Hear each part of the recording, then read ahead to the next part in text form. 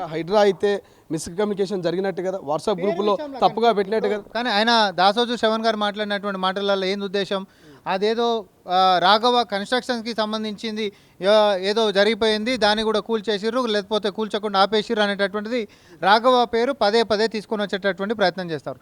అసలు అక్కడ కూలగొట్టినటువంటి క్రషర్లలో ఆక్రమణలకు పాటుపడుతున్నాయి అనేటటువంటి దాంట్లో రాఘవ ఇన్ఫ్రాకి సంబంధించినటువంటిది లేనే లేకపోయా.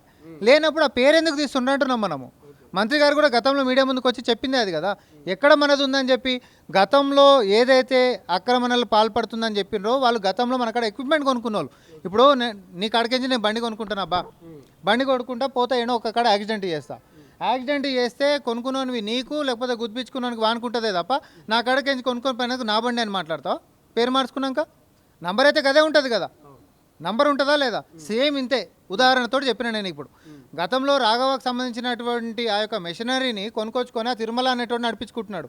ఆడు మంచి నడిపించుకుంటుండా చెడు నడిపించుకుంటున్నా అంటే ప్రభుత్వం చూసింది చెడు నడిపించుకుంటుండు, కూలగొట్టేసేసిండు. కానీ ప్రతిపక్షాలు వచ్చేసి రాఘవాది కాబట్టి ఇదంతా రాఘవాది, హైడ్రా కమిషనర్ భయపడ్డారు అని అంటే ఇదేమైనా అర్థం పడదాం ఉందా అంటున్నా నేను.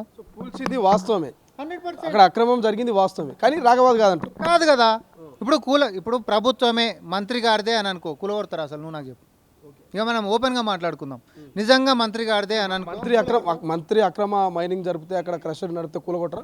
అసలు మంత్రి గారు అక్రమ మైనింగ్ నడిపితే కదా ఇష్యూ అది.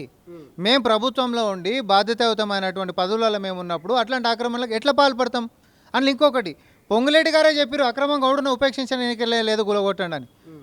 ఇప్పుడు ముఖ్యమంత్రి రేవంత్ రెడ్డి గారు హైడ్రా కమిషనర్ రంగనాథ్ గారికి రెక్కలు ఇచ్చిండు, మీరు నా దాకా కూడా ఏది రావాల్సినటువంటి అవసరం లేదు, అక్రమదారులను ఎవరినైనా కూడా ఉపేక్షించకండి. దానికి మద్దతుగా పొంగులేటి గారు కూడా నిలబడ్డారు. ఇంతకు మించి ఏం కావాలి?